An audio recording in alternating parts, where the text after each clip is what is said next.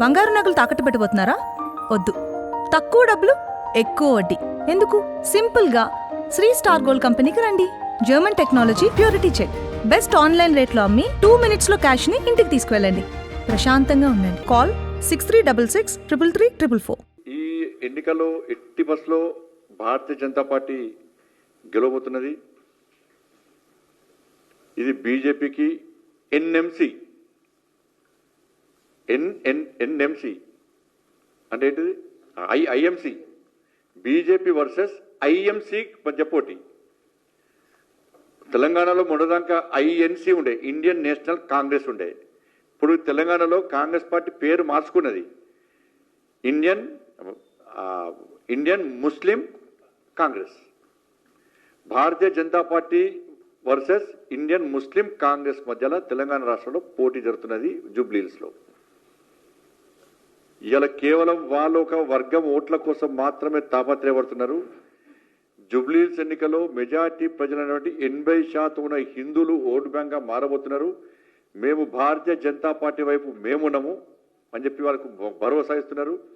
ఎన్నికల వాతావరణం మొత్తం మారిపోతున్నది, భారతీయ జనతా పార్టీకి అనుకూలంగా తయారవుతున్నది. ఈరోజు మాకు వచ్చిన సమాచారం, అనేక ప్రాంతాల్లో వాకర్స్ కానీ, ఇవాళ పొద్దు నుంచి ఇంటింటికి తిరిగే కార్యక్రమంలో కానీ మొత్తం ఓటర్స్ అందరూ కూడా వాళ్ళ నిర్ణయాన్ని మార్చుకున్నారు. బీఆర్ఎస్ అనేది ఫీల్డ్ నుంచి వెళ్ళిపోయింది. బీఆర్ఎస్ ఇప్పుడు పోటీ చేయాలన్నా వద్దన్న ఆలోచనతో ఉన్నది. ఏం చేయాలో తోచలేని పరిస్థితి బీఆర్ఎస్కు ఉన్నది. నా ఘాటక అయిపోయిన పరిస్థితి. తురుకోవాలని అనుకుంటే వాళ్ళు మా కుంపముంచారు, కాంగ్రెస్ దిక్కు వేరు. బయట అభివృద్ధి చెప్పుకుందామంటే 10 సంవత్సరాలు నువ్వేం చేసినావు అని చెప్పి మమ్మల్ని అడుగుతున్నారు. ఇటువంటి పరిస్థితుల్లో బీఆర్ఎస్ ఫీల్డ్ నుంచి పక్క జరిగింది, అవుట్ అయిపోయింది. బీఆర్ఎస్ ఫీల్డ్లో లేదు.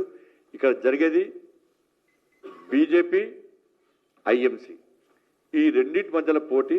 నేను జూబ్లీహిల్స్ ప్రజలకు విజ్ఞప్తి చేస్తున్నా, మీరు భారతీయ జనతా పార్టీ వైపు ఉంటారా, ఇండియన్ ముస్లిం కాంగ్రెస్ వైపు ఉంటారా? మీరు నిర్ణయం తీసుకోండి. మీకు అభివృద్ధి కావన్నా, అరాచకాలు కావన్నా అర్థం చేసుకోండి.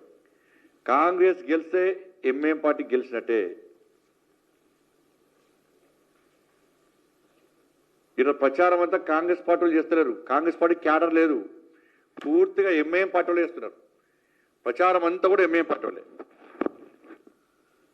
కాంగ్రెస్ జెండాలు ఏడే కనబడుతున్నాయి, అన్ని పచ్చ జెండాలు కనబడుతున్నాయి. అలా పచ్చ జెండాలు పాకిస్తాన్ జెండాలో, ఈ జెండాలో కూడా అర్థమవుతలేదు.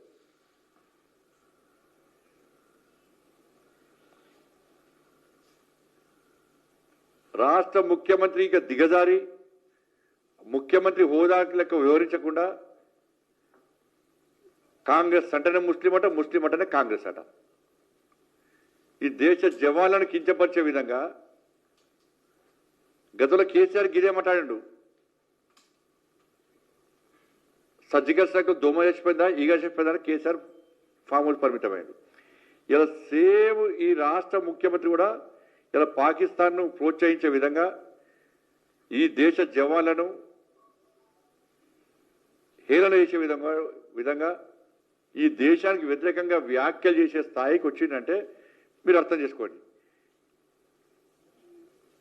నేను కాంగ్రెస్ పార్టీ కార్యకర్తలు విజ్ఞప్తి చేస్తున్నా, మీరు ఎట్టిపల్ల గెలవరు, బీజేపీ గెలవబోతున్నది. ఇక్కడ కాంగ్రెస్ పార్టీ గెలిస్తే కాంగ్రెస్ పార్టీ గెలిచిందని చెప్పుకోరు, ఎంఐఎం పార్టీ గెలిచిందని మాత్రమే మా నాయకులు చెప్పుకుంటారు. రాసి పెట్టుకోరు. అది అంతా అవసరమా మీకు కాంగ్రెస్ పార్టీ క్యాడర్?